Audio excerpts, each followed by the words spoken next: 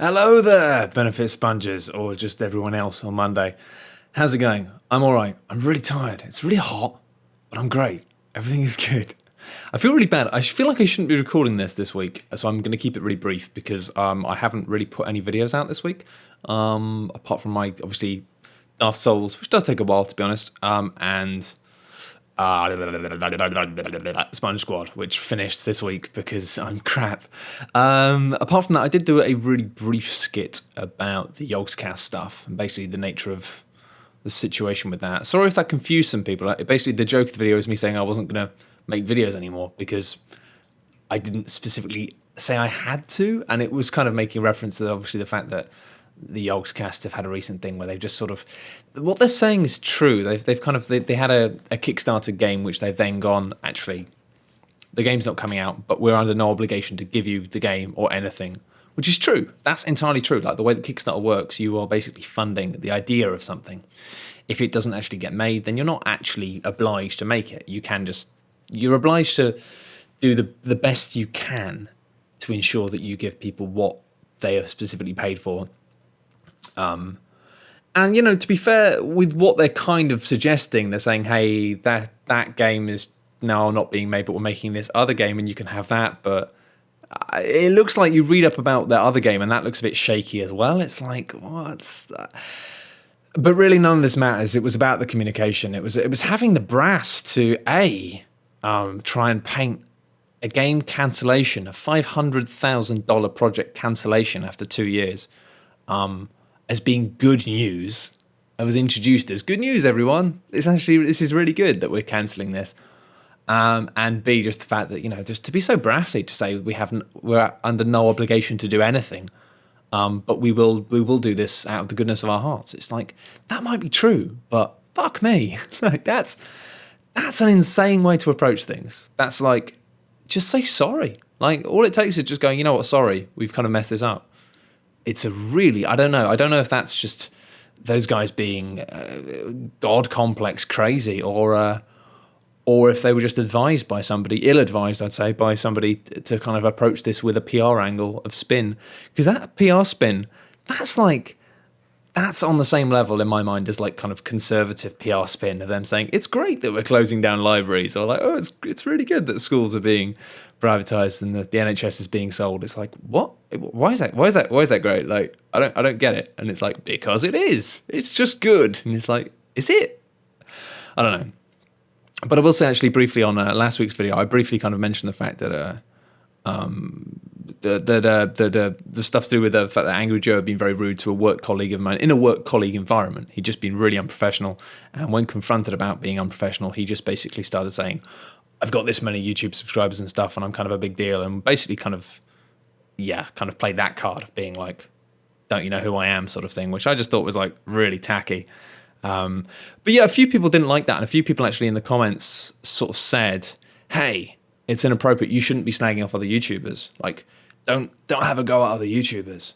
And it's like, I actually replied to this comment and sort of said this stuff, but it's like, no, that's not how it works. Like, I don't want to ever, kicking stuff. I don't want to ever just be unnecessarily rude about anyone. Like, that's not what I'm about. And I don't want to bitch at people, and I don't want to start wars and stuff. But when people start saying you shouldn't be rude about other YouTubers, just think about what you're saying there. Like, if you try and say I'm a YouTuber, they're two YouTubers, and like you feel I should have some sort of kinship with somebody else just because they're a YouTuber, that's kind of insane, because you're basically saying like both of you make videos, which means you should respect one another and you should leave one another alone. And that's a really dangerous precedent to set. And I think the reason a lot of people think that this way is because it's the norm, right? Most YouTubers will have a degree of respect for one another, which I think often extends too far. I think there is a degree of nepotism within the world of YouTubers. And that's partially because of the way they work in terms of collaborations and stuff, and people kind of, guesting on each other's videos and, becoming genuine friends over time. But a lot of that collaboration at first is very much spurred on by...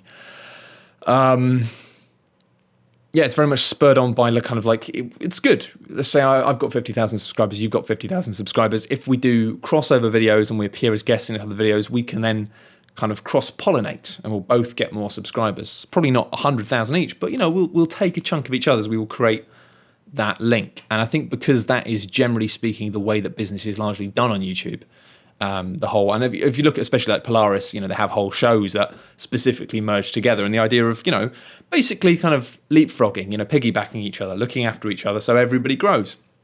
And that sounds great on paper, that idea of like, well, look, if we're all friends and we all work together and we all look out for each other, then everybody wins.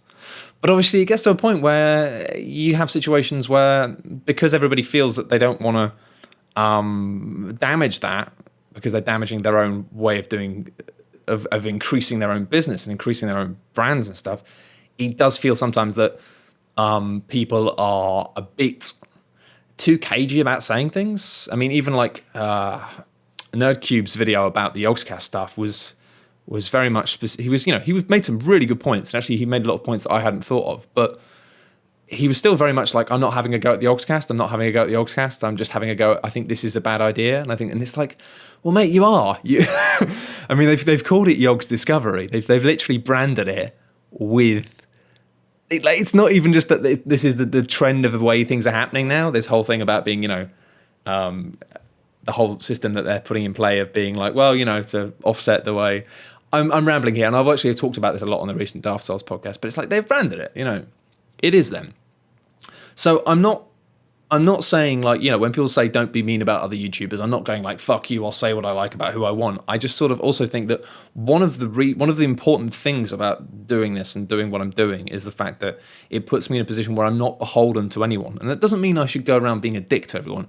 And honestly, I really don't want to do that. And I was thinking about this the other night, and I actually got a little bit upset about it, because I was like, I don't want people to feel like I am.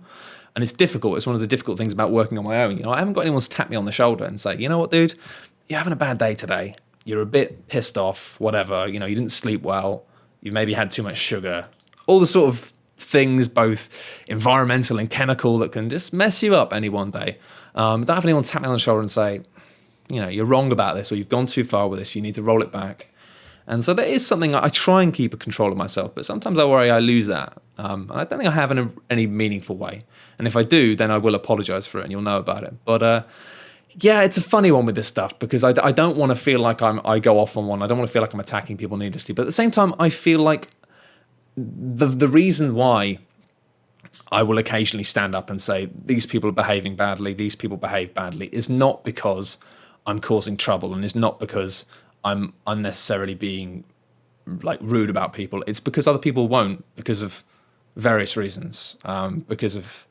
I really think there is a degree of nepotism within the YouTube world. And I looked at the YouTube community in the way it is very much a case of everybody looking after each other and everyone looking out for each other. And that's lovely, but it's only lovely up until the point that somebody needs to be called out for something, and somebody needs to be kind of pointed at and gone, these guys are doing something quite bad now. And I think that's kind of true in the fact that if you look at what's happened with the Yogscast in the past week, a lot of traditional media have talked about it. A lot of traditional media have highlighted the reasons why it's kind of potentially unethical, potentially verging on illegal sometimes. And, some people argue that that's because there's a degree of kind of like gloating and a degree of envy and a degree of old media being like, look, they're doing it wrong. But I think a lot of it does come down to the fact that a lot of people within the media have known about things for a long time, myself included, but not been able to report on them because of libel laws, effectively. So yeah, I think, there have been YouTubers calling them out on it. Total Biscuits called him out on as well. But, the way he operates can be a little bit flaky as well sometimes. I do honestly think that his argument that he's not a reviewer, it's like, I think he's probably one of the best PC game reviewers on the planet. So I think describing himself as an entertainer is possibly a convenient way of putting it, but I think it's also a disservice to what he does, and it's a disservice to the own quality of what he provides with the internet. Anyway, I just rambled on about that for a long time, but it's been something on my mind, and I want to share that with you. Apologies if it seems self-indulgent, but I think it's important. And if you do feel like I'm being unfair, it was difficult with the Angry Joe stuff because I didn't really have a specific example of, like, I shouldn't talk about it because it involves other people. I just shouldn't have mentioned it, frankly. But hey, there you go. And if it did piss you off, then I can only apologise. But you know what? I have got teeth, and occasionally I'm going to bite people if I feel that they are people who should be bit a little bit. I'm not the nicest man in the world, let's be honest. I feel like I'm a I feel like I'm a good man most of the time, but that doesn't always mean you're nice. So, anyway, I'll answer some questions. Oz Mills says, for future videos, what do you consider to be interesting questions that you're more likely to read out and be answered? Well, you just found out the secret, Oz. I try and answer all the questions on these.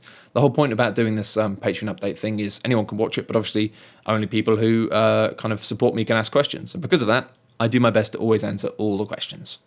Unless they're questions that I feel are things I've already talked about extensively, or no, that's about it, really. And somebody says, and why don't you prefer the questions beforehand? Well, I do sometimes. I usually skim read, but it's another thing to do. As I've said in the past, I try and cut down on admin. I try and keep my list of admin things as low as possible because, yeah, otherwise the week just becomes admin. As I say, I feel guilty about recording this video today because I've basically spent the entire week not putting up videos because I've been working on videos. I've been playing games a lot. I've been playing... Actually, I haven't really played any games this week, but on the weekend I played loads of Divinity. I scripted a video for Divinity that I'm going to film. I've almost finished scripting my Dark Souls 2 video, which is a massive script. It's huge. And I really want to get it up for Monday afternoon, but I don't know if I'm going to be able to just because it is going to require... I'm off to a wedding on the Saturday, and it's going to require me to work for most of the weekend in order to get it done. Because once I've done the VO... I've got to do the voiceover, I've got to do the on-camera stuff as well. I've got a few little skits and a few little visual bits in between that I need to film. But then also I need to go through and actually find the right footage for each beat, for each thing I'm talking about. And some of the footage is from Dark Souls, some of the footage is from Demon Souls, some of the footage is from other games entirely. Just talking, because I kind of like that. I'm going to try and make sure when I do my videos, I do meander. You may remember in the FTL video, I started off talking about Risk of Rain briefly. I kind of want to have that. I don't want to be like, too focused. I want to be able to actually compare stuff and talk about games as a wider thing during these things. Should be good, but fucking hell, it's a lot of work, you know? It kind of makes me realise that when people, most people who work for companies who make videos, like, most people make a video a week, you know? A lot of the video dudes, they'll have a video series, and every week they'll make a video. And sometimes they'll even have junior people kind of helping them with finding clips and assembling things, and mostly not, though. Mostly people would have one video a week. Which I don't know. I kind of feel maybe I should sort of aspire to that, really, in a way, of just making sure that I have, like, in addition to the podcast and maybe a series thing, just having one good thing every week. But maybe not even the series thing. Maybe just one really good video a week. I'm still working it all out. But I feel guilty when I put things up, which is kind of dumb, I suppose. But I did have one guy, actually, who said last week, and he may be watching this comment, and I swear, said, like, you talk about making videos, but all you do is make updates. It's like, that's not really true. For the past couple of weeks I have, yeah, because I've been planning loads of other videos. But yeah, it's like, if you come to this YouTube channel and just a myth that it's not another YouTube channel with a video every day that's just a fucking bashed out vid, then go somewhere else.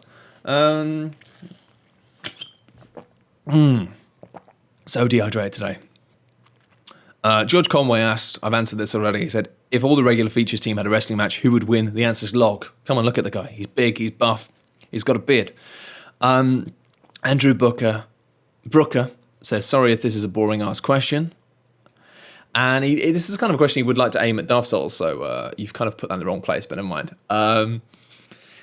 He talks about, and this is an ongoing question to do with the fact that the Sega have got this kind of Nostromo/Ripley editions of Alien Isolation as pre-order and store-specific bonuses, where they've kind of added DLC that is narrative-based and is kind of the sort of thing...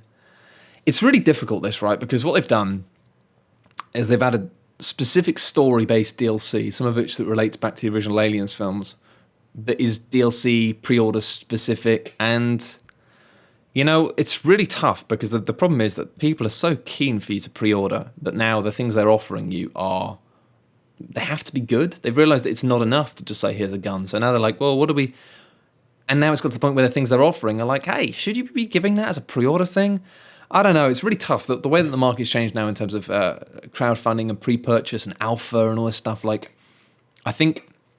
The way that AAA games are going is it's very much about pre-orders. You look at Watch Dogs. Watch Dogs was a huge success. And Watch Dogs was a huge success because of pre-orders. Because people saw the trailers and they went, yep, I want that. And they, you know, most people have bought that like way before it came out. It sold phenomenally well because everyone just went, yep, I want that. And that was that. And then like they wouldn't really look at it maybe for a year. And then they get it. And they might be disappointed. But it doesn't matter. They've already bought it. getting pre-orders is just a huge part of the way that the AAA games model works now. But they've realized that obviously to get that and to get the pre-orders, they need to entice people. I think it kind of sucks, but I also think there's another trend here that we're not looking at, which is the way that the Game of the Year edition stuff always happens now. And I think there's only one of two things that's going to happen with this, right? Either what's going to happen is these story-specific DLC missions will be really short and crap, and they haven't put that much thought into them, and they won't be very good. Or they'll be good, and at some point they will be available as extra downloads.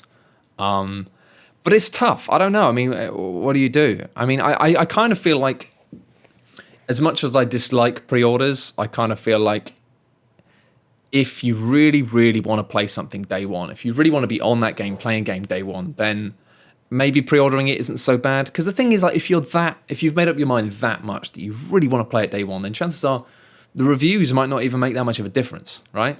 I mean, if you've decided, because I mean, like, you know, everyone knows that's kind of the case. I was like that with Dark Souls 2. It's like, I don't care what the reviews are. It's a game I want to play. Like, I want to know for myself whether I like it or not. Because reviews can help, but you never know. Like, I've played games that have reviewed really badly that I've really enjoyed, and vice versa, obviously. But yeah, it's difficult.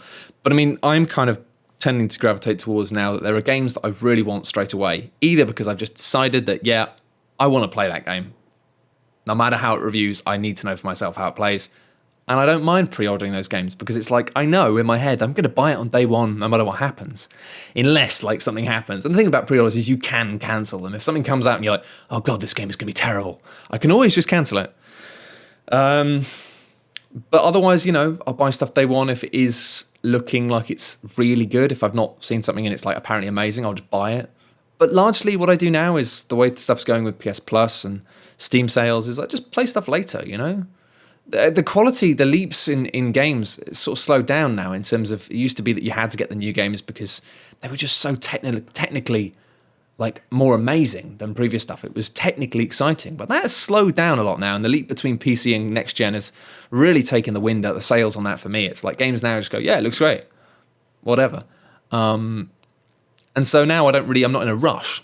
So in a way with this, I'm not too asked because I'm not asked about playing it straight away. I could play it a bit later.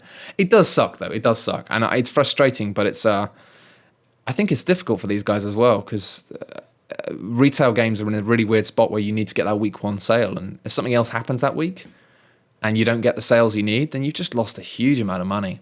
So really the problem is with pre-orders is they are asking people to put faith in it. But, I don't know. The problem is pre-orders aren't good. Pre-orders are only good for the industry. They're not good for consumers at all. If anything, they just end up hurting us.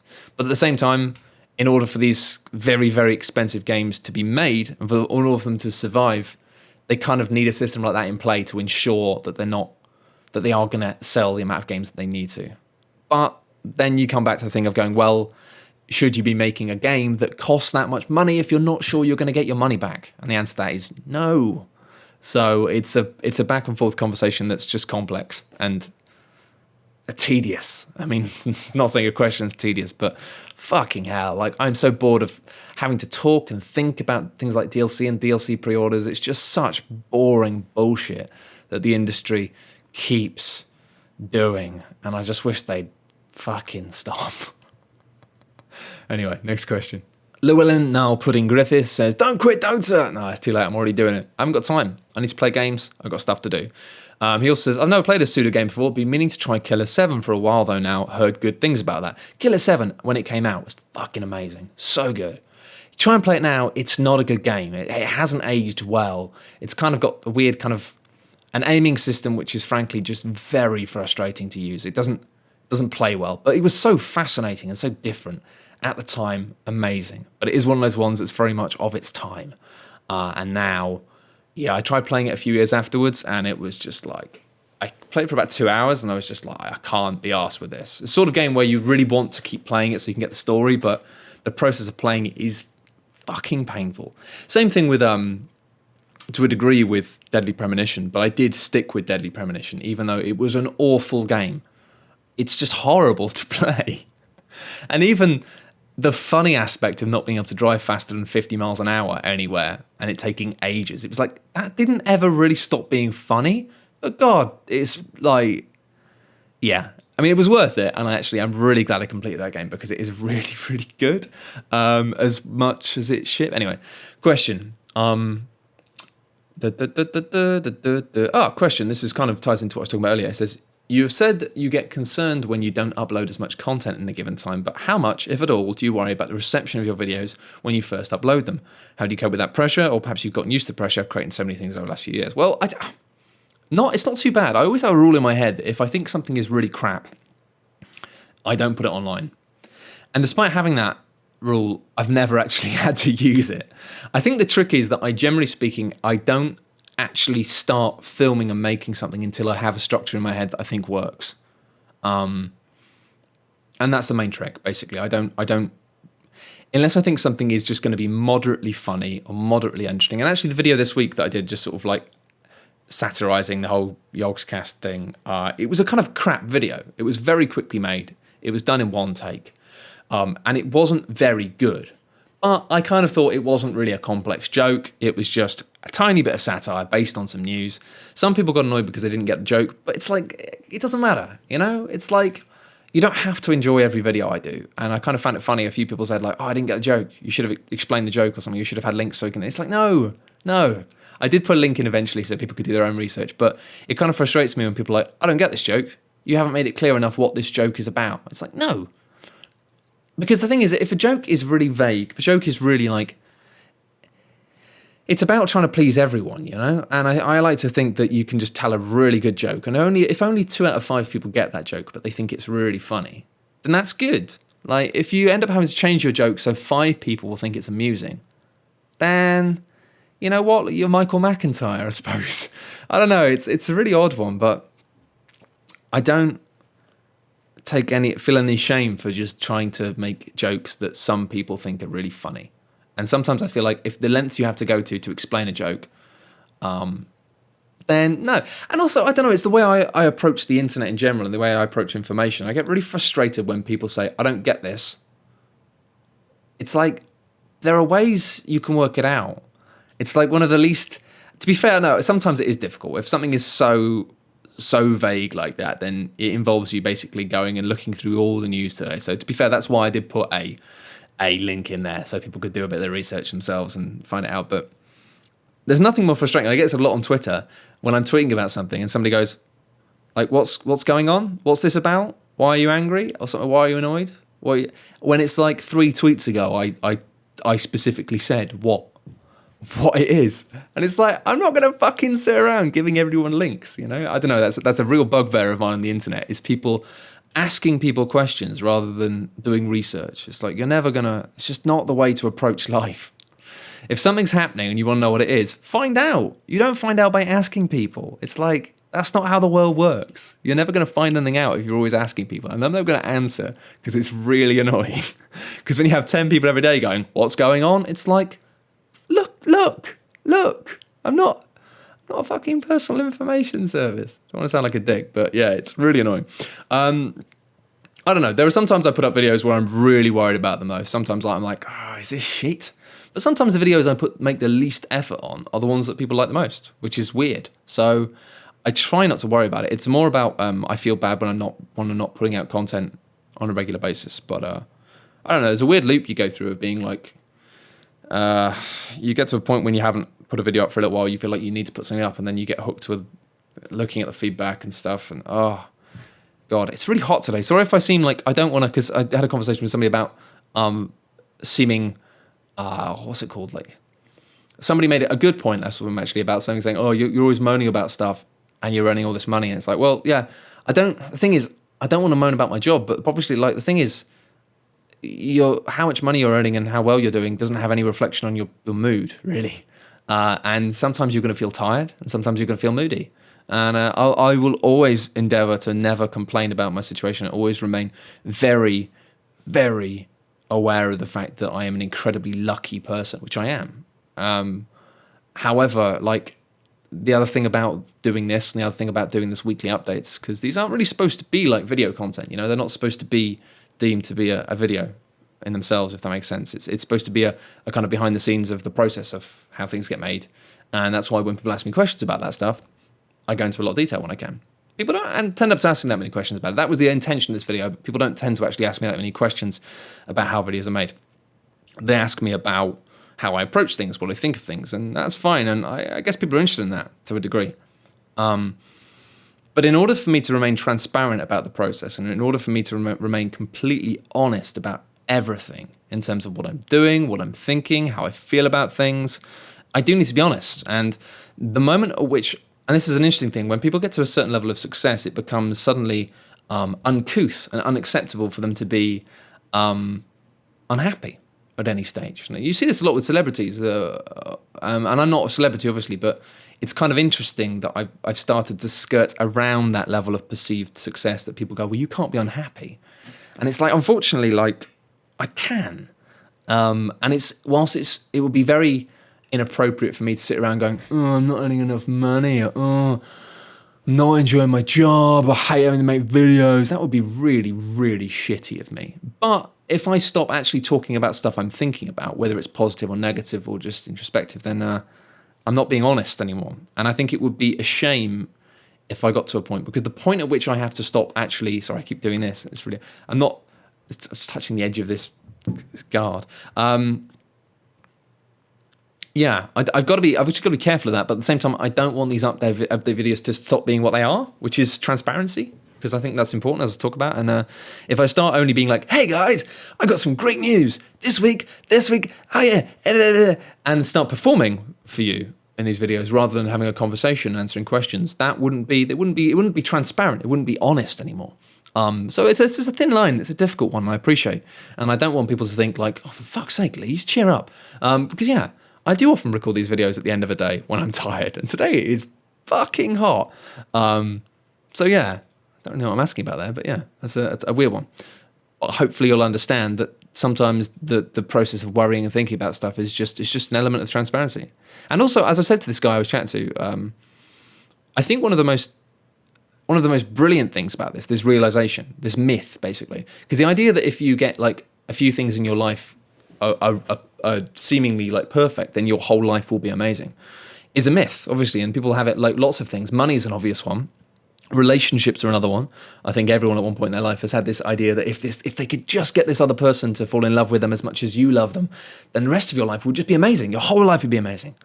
And I think of things that I've done in my life now that I would have thought like, if I'd just done that, like, it's weird. Like, even like I getting to write with Charlie Brooker and work with Charlie Brooker, incredible. If I had a conversation with somebody about that when I was 17, I would have honestly believed that if you got to do that at any stage in your life, nothing else in your life would matter. It would be the most amazing thing in the world.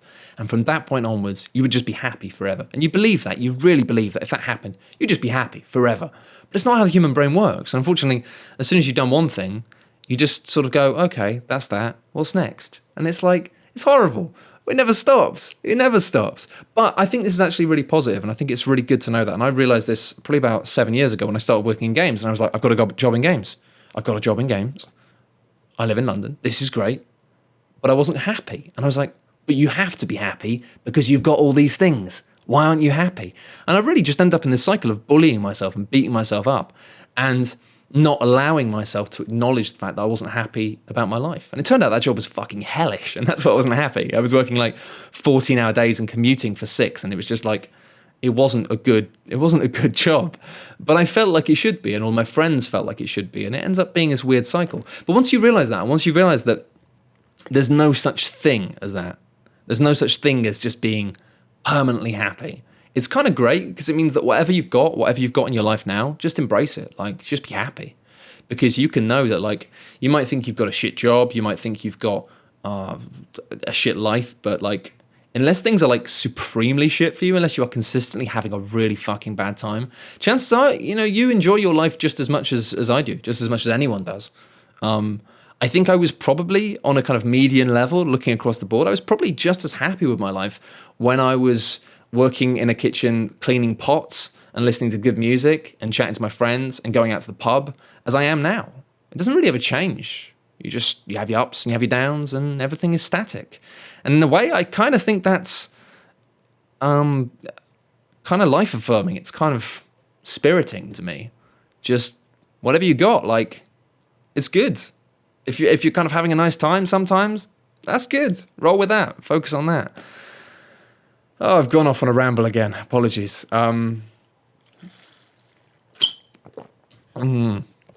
Drinking water from a squeaky bowl. Ugh. Peter Wood says, hi, just a quick question. I know you're somewhat relieved to have finished stuff with The Escapist. It's true. It's just a lot of work. But are you likely to do any more stuff with Chucky Dregs? Or did Ryan touch you funny? Ryan didn't touch me funny. I don't think I will be doing stuff with Chucky Dregs. Basically, I did some stuff with them twice. I love those guys, and I like working with them. They're all really funny. But I wasn't really working with them. Obviously, I was just providing a little bit of video every time. Yeah, that was fine. I mean, basically, I was doing some stuff with Chucky Dregs. I like Chucky Dregs. I'm still in good sort of standing with all those guys. But basically, they just, Ryan, who was just running it, basically sort of, he'd been experimenting with it. He wanted to try and get a bunch of people doing different things for it. He didn't feel like it was sort of all fitting together quite right. So he wanted to go back to the drawing boards with it and basically reshape that and change the people involved and get the set of people right. And, you know, I've got a lot of time for that. I think that's a really smart thing to do. I think it was just a case of, sometimes you kind of think, well, everything, it's just like I was just saying, sometimes you think everything should be working, everything should be good, but sometimes if you don't feel it's quite right, you've just got to go and take it apart and make big changes and do things and not be afraid of doing that. So that's fine. Yeah. I mean, I think they're doing good stuff. I enjoyed making little videos for them, but I absolutely respect that Chucky Dregs is their thing, and you've kind of got to remain true to your vision of it, really, you know? And I think if I was in a similar position, I'd do the same thing. If I was making a video with like 5 people and it was my thing, it was my show, if I kind of felt like some of the bits weren't working or weren't fitting or somehow weren't right for the whole thing, then I'd cut it. I think it was, you know, it was pretty brave of him to just be like cool enough to just outwardly do that and say, hey man, it's not quite working, so it's nothing personal, we're just going to shift it out. But yeah, that's that. Luke Russell, he doesn't ask a question, he just asks, let's have a look. Harley Woodcock says, will you be getting Destiny on the PS4, and would you ever consider playing with a filthy peasant such as myself? I'd love to chat and play with you on something. Number 2, would you ever consider shaving all your hair off for charity, or at least placing it in a glass container and selling it on eBay? I actually have shaved all my hair off for charity once, but it was a long time ago, and that was back before I had good hair. I might consider shaving all my hair off for charity, but it would have to be a decent amount, because I like my hair and because charities are important. In terms of the Destiny thing, I get loads of people asking me about this, and I feel really bad because everyone wants to play. Now I've got a PS4 and it's like, oh, add me up as a friend, add me up. I don't like playing online games with people. Like I'm looking forward to playing Destiny, but I will just pour about doing stuff on my own. I don't like talking to people. I don't like being talked to. I don't like people following me around. I don't know, like, games are something I do when I want to be introverted, and I want to just, you know, I spend a lot of my time doing stuff like this, talking, editing, doing voiceovers, doing all these things. I pour a lot of myself into everything, and actually games for me are a break from that. Games are a time for me when I can just switch off. I can just switch everything off and just relax and just get lost in another world and be something else for a little while, and not have to project. So I feel really guilty because it seems like I'm being an absolute dick, but everyone's like, add me as a friend on the PS4, and I'm just like, well, look, and this is the situation I'm in, it's like, look, I could, if everyone wants to be my friend on the PlayStation 4, I can accept all of your friend requests, but I'll switch all my notifications off, so I'll never see any messages, I won't read any messages, well, I might read messages, but I probably won't reply to them because people have got better ways to contact me that don't involve me having to sit and why would I do that? You can ask me on here or on Twitter or something. I can't be bothered getting a little microphone thing and talking to people. So I'd just be sort of this weird entity that you just follow around and wouldn't... It would basically be, you know, when you play an online game and it's just some guy who joins your game and you're like, who are you? And they just don't say anything and they just walk around doing stuff and they just never communicate with you in any way. I'd just be that guy, and I think it'd be really unsatisfying.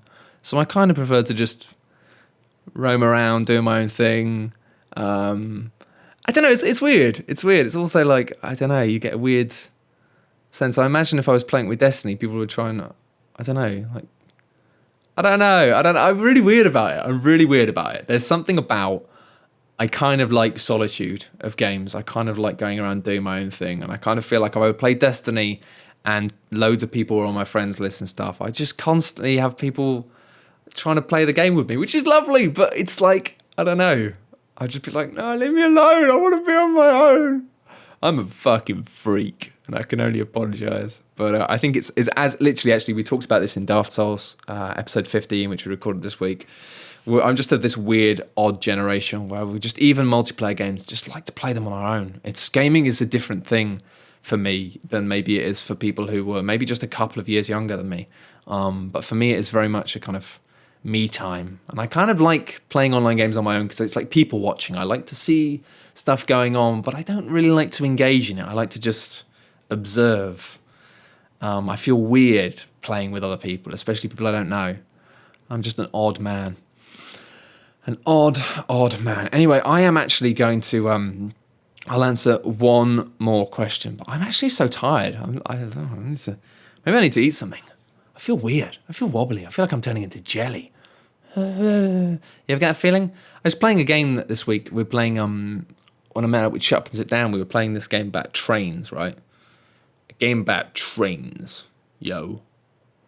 And it was really complicated. It was called Russian Railroads. And it was kind of a Euro game, which means you all play your own little games, trying to make train tracks, trying to make things. And it required maths, and I can't do maths.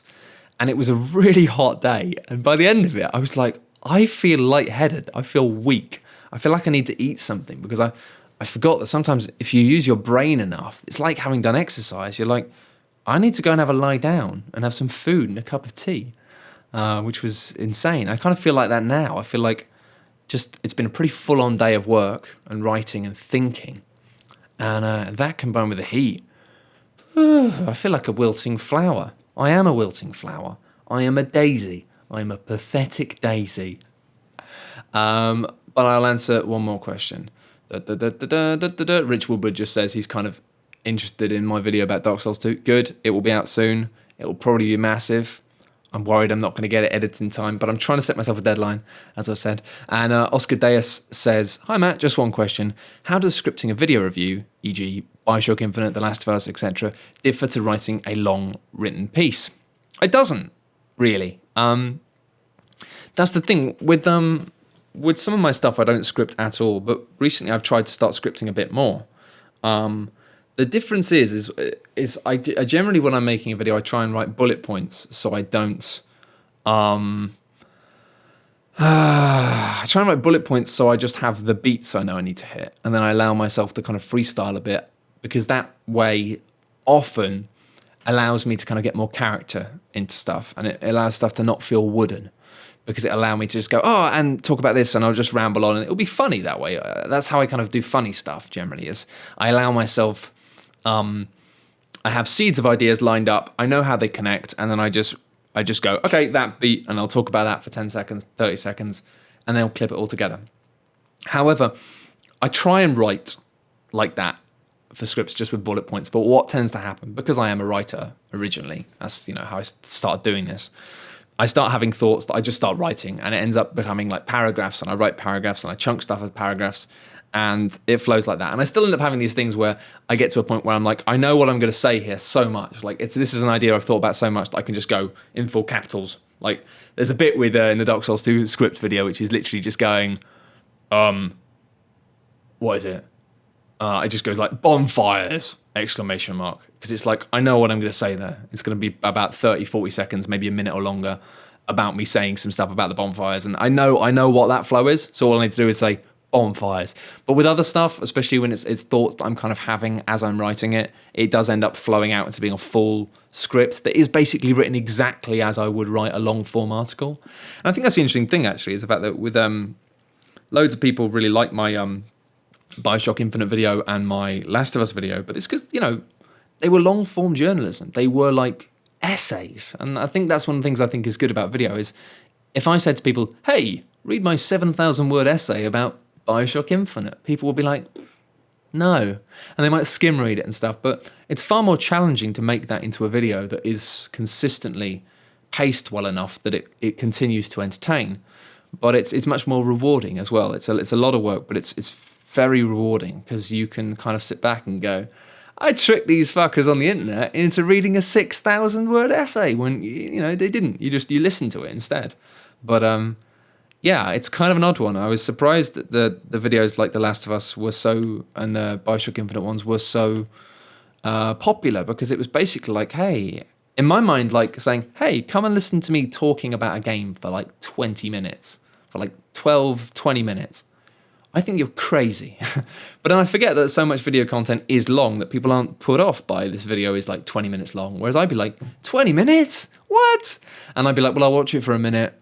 And then if it hasn't grabbed me, then it's like, well, I'm bored, I'm going somewhere else. So I kind of make my videos in that mind of like constantly having to make sure that you're maintaining like somebody's attention quite tightly with how it's paced, and changing up the flow and changing up the rhythm of the video so it kind of works. Because I try and make videos for my attention span, really, which is somebody who is very cynical, can't be bothered with stuff. I get bored of videos very quickly. I'm very critical. I don't like things. If it's so easy to lose my attention.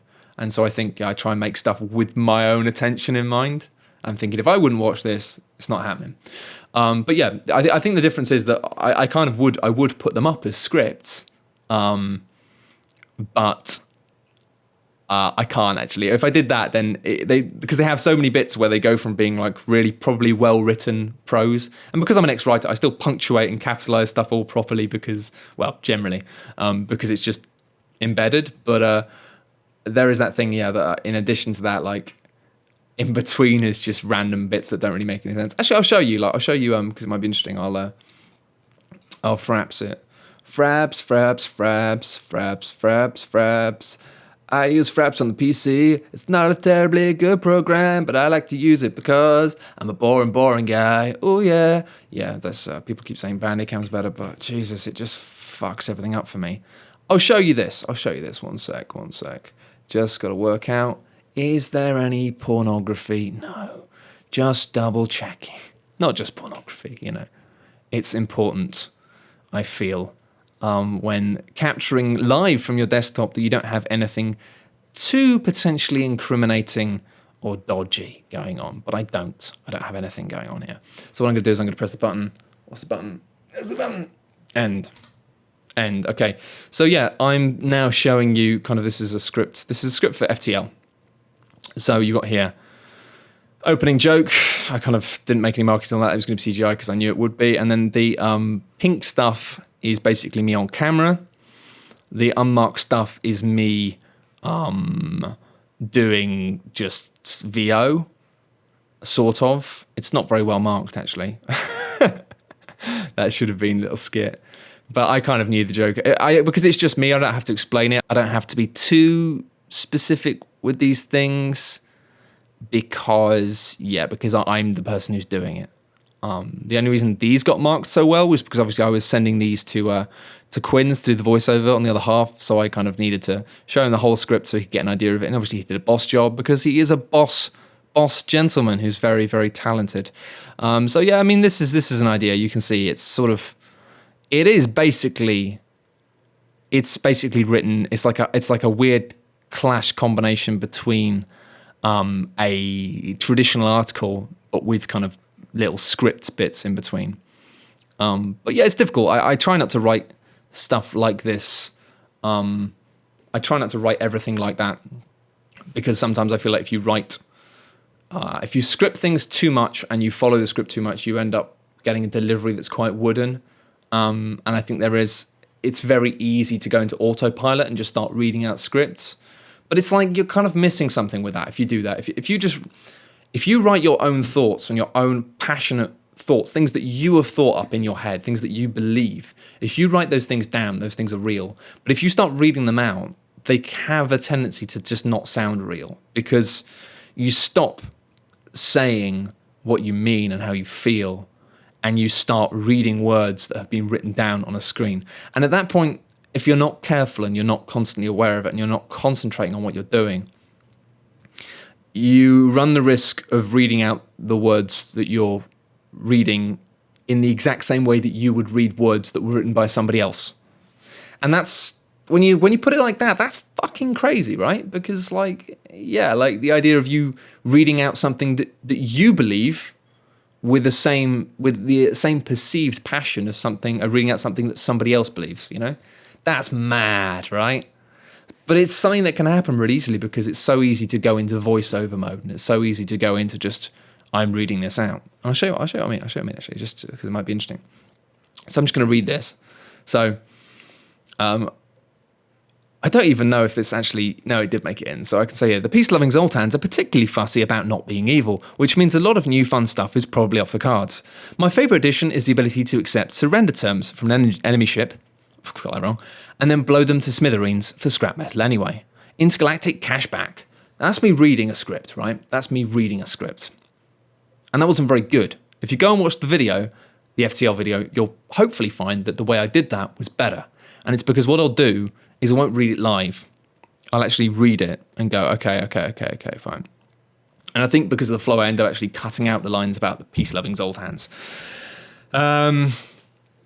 So what I do is I go, okay, well, basically, what is it? Surrender terms, and then that. So I just go.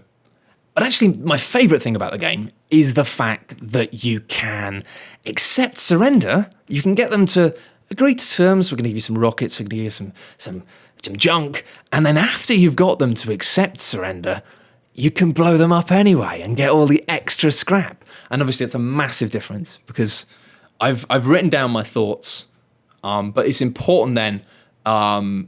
It's about processing information to your brain, I guess, right? You make sure that you don't treat your script as a script. You treat your script as a way of ensuring you don't forget what you think, if you know what I mean. So it's like you write it and then you read it and you remember the gist of what it is you want to say, how you want to say it, and why you're saying it. And then you do that. And you might not follow your script, but that doesn't matter. It's remembering the crux of what you want to say. But the reason I tend to script stuff, like the Dark Souls 2 thing, the reason I end up scripting that in more detail is because the things I want to say are often a lot more complex than just saying, I like this game because it's fun and because you can kill goblins. It's like I'm kind of going off on weird tangents and thinking about things in a way which is maybe a bit more in depth. So I have the thing of wanting to script something with a real degree of detail and then making sure that when I don't actually end up reading that script. It's kind of crazy, but I think, yeah, there is very much a method to my madness, I think. And the other advantage of scripting stuff is you end up actually coming up with really good jokes that you can be like, yeah. So often the things I will keep from the script is I'll maybe think a turn of phrase that just rolls off the tongue really nicely, or a funny mental image, or a funny joke, or a really good point, or a really good metaphor, all the stuff that I used to love about writing, really the things where you'd be like, that's good. So I just make sure that I retain that. Those little gems, they stay in. Everything else kind of stays fuzzy. Good Lord, that was a big ramble about scripting and scripts. But hopefully interesting if to any of you who are people... I can stop recording my bloody desktop now. Hopefully interesting to people who are interested in scripts and stuff and how that works. Because I do think my process is odd.